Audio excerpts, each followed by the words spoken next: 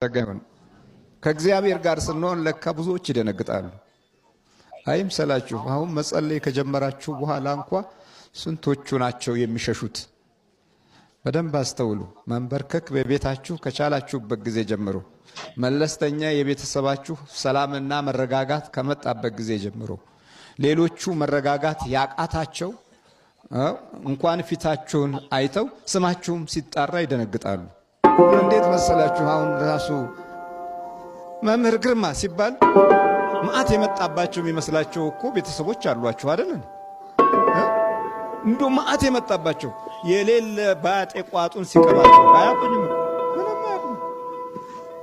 እንደዛ ማለት እኮ መንበርከክ ስትጀምሩ፣ መጸለይ ስትጀምሩ፣ እጃችሁን መዘርጋት ስትጀምሩ ስምህን አከብረዋለሁ የሚል መንፈሳዊ ጸጋ እኮ ለአብርሃም ተሰጥቶታል። የሚረግሙህን ረግማለሁ፣ የሚመርቁህን እመርቃለሁ ይላል። ስሙን እየጠራችሁ የምታገኙት መንፈሳዊ ኃይል ስማችሁ ላይ ብቻም አይደለም፣ አካላችሁም ላይ ብቻም አይደለም፣ መላው ሕይወታችሁና ኑሯችሁም ላይ ሁሉም የሚሰጋበትና የሚደነግጥበት ይሆናል። አሁን ሄሮድስ ያስቡት፣ ሂሳብ ብታወጡና ብታወርዱ በዛ እሱ ባለበት ዘመን ውስጥ የሚቀረው ዕድሜ በጣም አጭር ነው። ገና ሕፃኑ አድጎ ይነጥቀኛል ብሎ አስቦ ይመስላችኋል? ውስጡ ያደረበት መንፈስ ነው የደነገጠው። በቃ የአይሁድ ጉዳይ አሳሳቢ ነው።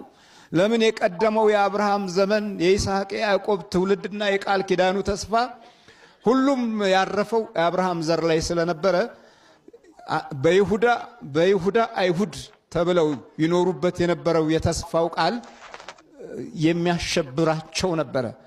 እንደ እስራኤል የተመቸ ሀገር የለምና ሄሮድስም ለዙሪያውን መካከለኛውን ምስራቅ በሙሉ ለመቆጣጠር ወደ ሌላውም ዓለም ተሻግሮ ያለውን ነገር ለማየት የግብይትና የንግዱ አውታር ዋነኛዋ መገናኛ ኢየሩሳሌም ስለነበረች በዚህ ምክንያት የወደፊቱ ሁኔታ ይቋረጥብኝ ይሆን እንዴ የሚልም ስጋት አለው። ገና ተወልዶ የአይሁድ ንጉሥ ወዴት ነው? እነዛኞቹ በፍቅር መጡ። በሀገሪቱ ውስጥ ያለው መሪ ግን አፍቃሪ አልነበረም፣ ፍቅርን የሚፈልግ አልነበረም። መንፈሳዊ ኃይሉም ስጋዊ እንጂ መንፈሳዊ አይደለም እና በጣም ደነገጠ። ድንጋጤውን ላለማስታወቅ ራሱ መሸመቅ ጀመረ። አያስታውቁም። አንዳንዴ እንደዚህ ነው። አንዳንድ ሰዎች አሁን ጫቱን ለቀው የጸሎት ጊዜ ከገቡበት ጊዜ ጀምሮ ይሄ ጫት ይቅሙ የነበሩ ጓደኞቻቸው እንዴት የጠፋ ምን ይሉና ጠጋ ብለው እንዴት ነው? እኔ እኮ እሱን ትቻለሁ፣ የድሮ አመሌ ጠፍቷል፣ ፋራ ሆንክ ማለት ነው ይሉና የተወሰነች ደቂቃ እንኳ አብረው መቆም አይፈልጉም። ለምን? የመንፈስ አንድነት የለም። እግዚአብሔር ጋር ያለው ትልቁ ስጦታ የመንፈስ አንድነት ማሳጣት ነው። ከእግዚአብሔር ጋር ስትሆኑ ከእግዚአብሔር ጋር የመንፈስ አንድነት ይኖራቸዋል። ከአመፃ ጋር ስትሆኑ ደግሞ የመንፈስ አንድነት ይኖራል። ብዙዎቻችን አሁን በጎውንና ክፉን ላለመለየት ውስጣዊ ህይወታችን የማይመቸን መንፈሳዊ ነገር የማይመቸን ከሆነ የመንፈስ አንድነታችን አግባብ ባለው ሁኔታ ላይ የቆመ ስላልሆነ ነው እንጂ በመንፈስ አንድነት ካለ ጨዋታቸው ቅዱሳን ይሆናል፣ ነገራቸው ጻድቃን ይሆናል፣ ሐሳባቸው ቡሩካንና መንፈሳዊ ተጋድሎን ይሆናል። ቋንቋቸውም ንግድና ኪሳራ ሳይሆን ትርፋቸው የነፍሳቸውን ዋጋ የሚመለከት ይሆናል። መንፈሳዊ ብድራት ላይ የሚያተኩሩ ይሆናሉ። ይሄ የመንፈስ አንድነት ሲኖር ነው። መሃል ላይ ደግሞ የተንሳፈፉ አሉ፣ የመንፈስ አንድነት ያጡ። እነሱ ደግሞ ማናቸው? ካህናቶቹ ናቸው። ቶሎ አለና ወደ ሰብአ ሰገል ሄዶ ያለውን መረጃ ከሰበሰበ በኋላ ካህናቶችን ጠራ። በቅርቡ ነበሩ ማለት ነው። ካጠገብ ነበሩ፣ ከሄሮድስ አጠገብ ነበሩ። ከሄሮድስ አጠገብ የነበሩት ካህናት ጥያቄ ቀረበላቸው። ለመሆኑ ይሄ የአይሁድ ንጉሥ የት ነው የሚወለደው ብለው ሲጠይቁ፣ አንቺ ቤተልሔም የይሁዳ ምድር ከይሁዳ ገዦች ከቶ አታንሽም፣ ሕዝቤን እስራኤልን የሚጠብቅ መስፍን ካንቺ ይወጣል ተብሎ በነቢዩ እንዲህ ተጽፏልና በይሁዳ ቤተልሔም ነው የሚወለደው ብለው ነገሩት። ግማሽ የመንፈስ አንድነት ነው። ይሄ የትንቢቱ ቃል ነው። የትንቢቱ ቃል ጋር ካህናቶቹ ያ የትንቢት ልምድ አላቸው። የትንቢቱን ቃል ይዘውታል። በደንብ የተነገረውን የኤርምያስን ትንቢት ግልጥ አድርገው ለንጉሱ ነገሩት። ግን እነሱ ወደ ቤተልሔም አልሄዱም። እግዚአብሔር ማስተዋሉን ይስጠን። ትንቢቱን አውቀውታል። ጌታ እንደሚወለድ የተነገረው ልቦናቸው ውስጥ አለ። ቃሉ ይሄ ነው ብለው በደንብ አብራርተው ገልጸው ሲነግሩት ከዚህ በኋላ ሄሮድስ ሰብአ ሰገልን በስውር ጠርቶ ኮከቡ የታየበትን ዘመን ከነርሱ በጥንቃቄ ተረዳ። ግን ኮከቡን አላየውም። ኮከቡን የሚያይ ለአምልኮት የተዘጋጀ በአባቶቹ ተስፋ የኖረ በበረከት የተራመደ ኮከቡን የሚያይ ቀድሞ የነበረውን የአባቶችን ቃል ዋጋ የሰጠ በአእምሮ ውስጥ ሳይተው ዘመን ጊዜ ሳይሽረው ሕሊናው ውስጥ ያቆየ ኮከቡን ያያል። ሄሮድስ ኮከብን ማየት አይችልም። ምክንያቱም እሱ የተፈጥሮን ስጋዊ ኮከብ እንጂ የሚመራውን የቅዱስ ገብርኤልን ብርሃናዊ ኮከብ አይመለከትም። ሰብአ ሰገል ግን ይመለከታሉ። ከታሪክ ከአባቶቻቸው የተነገረውን የተስፋ ቃል በሚገባ ስለሚያውቁ በሚገባም ስለሚፈልጉ ጊዜና ወቅት ሳይለውጣቸው ተስፋን ጠብቀው ስለነበረ እነሱ ያያሉ።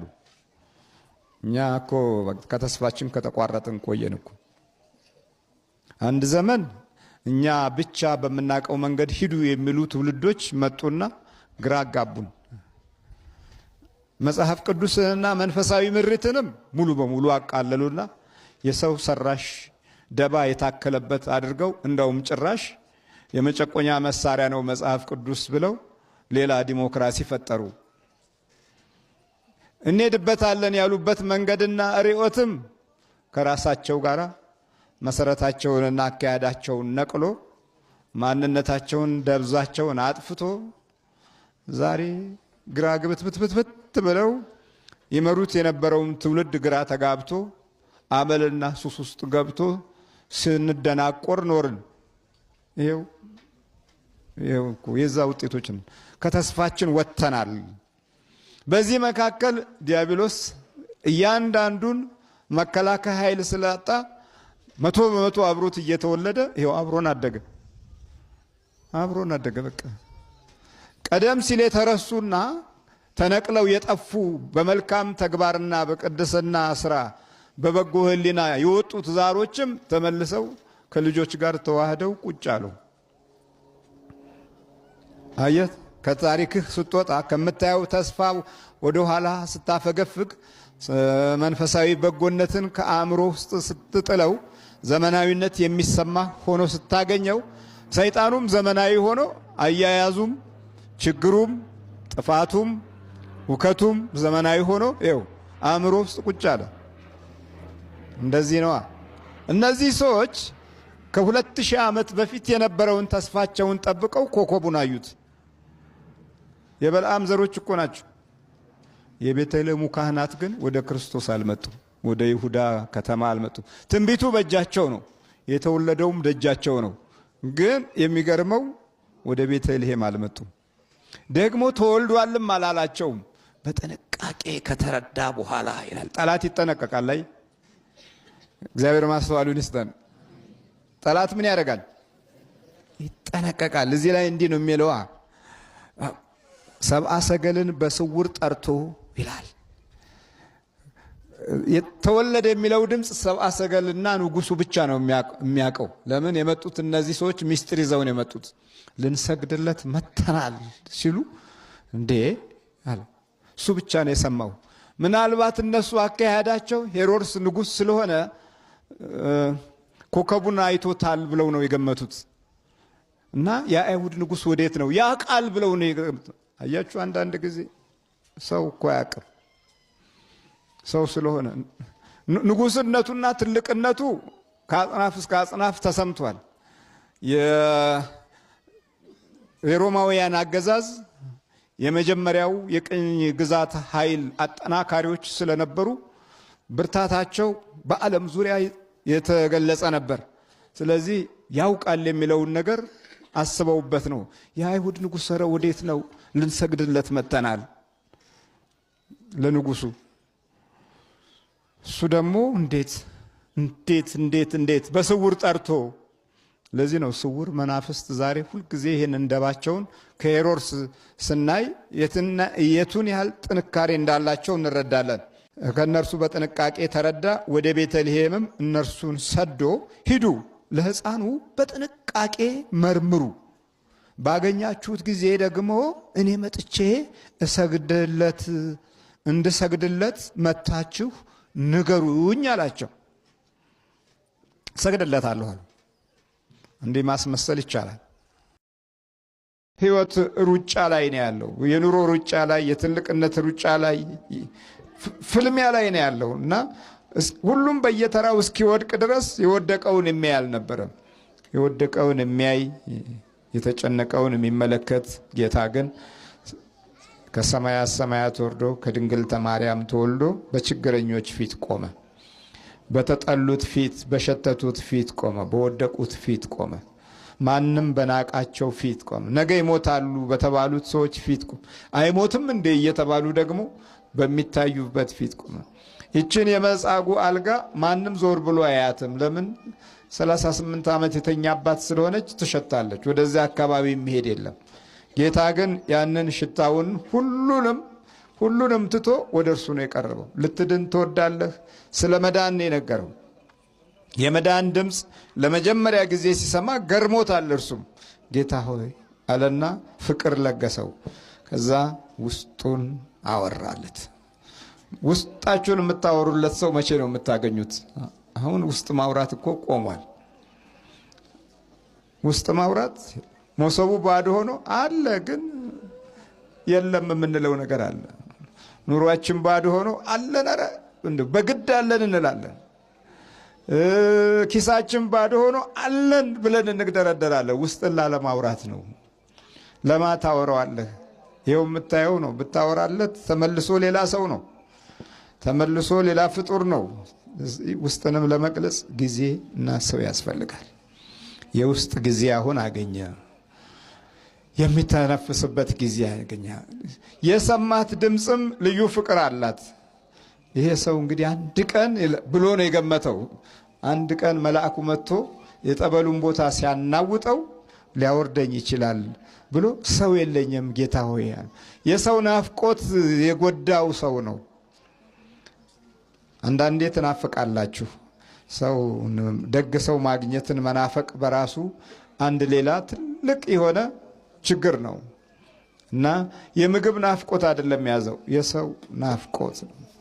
ሰው የለኝም አልፈጠር ብሏል እሱ ማለት ነው። ሰው ግን ጌታ ተወልዷል። እግዚአብሔር ስሙ የተመሰገነ ነው። ሰው ስናጣ ማ ይወለዳል? እሱ አምላካችን እሱ ይወለዳል። ሰው ስናጣ እኮ ሰው በሌለበት ጊዜ እሱ ይሆናል። ሰው ማጣት የሚገርም ነገር ነው። በጣም ትልቅ ካሉ ጉዳቶች ውስጥ ዋነኛው ነው። ሰው ማጣት እንድትድን አይጋብዝህም። ሰው ስታጣ የሞት ሽታ ብቻ እንዲሸት ያደርጋል። ሰው ስታጣ ሰው ማጣት ተስፋ ውስጥ ያሉት ነገሮች ጭንቀትና የሚታይህ በሙሉ ጨለማ እንዲሆን ያደርገዋል። ሰው ስታጣ ጨለማ ነው እንግዲህ በቃ ማን አለ ትላለህ። ጨለማውን ለመሸሽ የምታደርጋቸው ጥረቶች ደግሞ ያንተን ጉልበት የሚፈትኑ ናቸው። የዚህ ሰው ሕይወት ቢነሳ እንኳ አልጋው ጫፍ ላይ ነው። ምንም እንትን የለውም፣ መጓጓዣ የለውም። በቃ 38 ዓመት መተኛት ማለት ምን ማለት ነው? የአንድ ትውልድ ዕድሜ በሉት። ያን ያህል ጊዜ እንኳ ቢሆንም አልተማረረም። ሰው መማጣቱ ብቻ ነው ሕይወቱ ያን ያህል ዘመን የፈጀው በሱ። ጌታው ግን ተወልዶለት እስኪመጣ ድረስ እሱ ተረጋግቷል። ጊዜውን ይጠብቃል። መጻጉዕን ስናስታውስ የሚከተሉትን ነገሮች እንማራለን። አንደኛ የእግዚአብሔር ጊዜ፣ ሁለተኛ እግዚአብሔር የሚያይን ጊዜ፣ ሶስተኛ ፈቃዳችንንም ይፈልጋል። ልትድን ትወዳለህ? አዳኝ ሆኖ ሳለ ግን እምቢ የምንልበትም ጊዜ አለ። አሁን ብዙዎቹ እዛ ጎርጎርዮስ የነበርን ጊዜ ብዙዎቹ መጥተው በኋላ አንዳንዶቹ ሲነሳላቸው ይሸሻሉ። ለምን ጮህን ብለው ጮህኩ እንዴ ይሉና ይጠያየቃሉ። አዎ ጮህሽ እኮ እንደዚህ ቡዳ በላ ምናምን መተት ነው። እኔ ጮህኩ። አዎ ሁለተኛ እዚህ አልደርስም ብለው ይሞቷሉ። መጮሃቸውን እንደ ነውር ቆጥረውት ማለት ነው። አሁን ግን ከስንት ዓመት በኋላ ምን ነው በጮህ እያላችሁ ትጸልያላችሁ? ከስንት ዓመት በኋላ እኮ ነው። ለምን? ይሄ እንግዲህ በራሱ ልትድን ትወዳለህ ሲለው አይ እኔ አልጋዬ ተስማምቶኛል የሚል ቢሆን ኖሮ ችግር ነው። የራሱንም ፈቃድ ይጠይቃል ለመዳን። እዚህ ጋር በጣም አደገኛ የሆነ ነገር ልናውቅ የሚገባ እውነት አለ። አንዳንድ ጊዜ የራሳችን ፈቃድ የመዳን ጊዜያችንን እንደሚያስረዝመው ልናውቅ ይገባል። በጊዜው መሆን ያለበትን አሁን አለጊዜው ስንታገል የመገመት ባህሪዎቻችንን የእግዚአብሔርን ማዳን ያዘግይብናል። የመዳንን ጊዜ የምናስረዝምበትና የምናበላሽበት ጊዜ አለ። ከአንደበታችንም ከቋንቋችንም ከውስጥ ቃል ሥጋ እንደሆነ ሁሉ የምንናገረው ክፉ ነገር ላይም የመንፈሱ ኃይል ያርፍበታል። የክፉ መንፈስ ጥበብም እዛው ውስጥ ይገባበታል እና እንደገና የሞት ጉልበት የማሸነፍ ጉልበት ያገኝበታል። ከዚህ ሰው የምንማረው ትምህርት 38 ዓመት ሙሉ ተኝቼ አንተ ዛሬ ልታድነኝ አትችልም አላለም። ሰው የለኝም ብቻ ነው ያለው። ጌታ ሆይ ሰው የለም። እንግዲያውማ መጣሁ አለው። ሰው ሆኜ መጥቼልሃለሁ። ሰው ሆኜ ከመጣሁለት አንዱ አንተ ነህ። አንተ እስክትነሳ ድረስ እኔ ወደ ቀራንዮ መስቀል ላይ አልወጣም። እጆቼ አይቸነከሩም፣ እግሮቼም አይቆስሉም፣ አልደበደብም፣ አልገረፍም። ግን ከዛ በፊት አንተ መቆም አለብህ አለና ተነሳ፣ አልጋህን ተሸክመህ ተመላለስ። በቃ የ38 ዓመት አልጋ እሱ ተሸከማትና ጉዞ ጀመረ። በቃ ይሄ ነው ውለታ ለመርሳት። ደግሞ ከዚህ እንማራለን። ትውልዳችን 100% የውለታ ጊዜ የለውም። ምክንያቱም በዚህ በአይነ ጥላ የተለከፈ ስለሆነ በጎ ነገር ስታደርጉለት ውለታው መልሶ በጎ ነገር ያደረጋችሁት ነገር በክፉ ይለወጣል።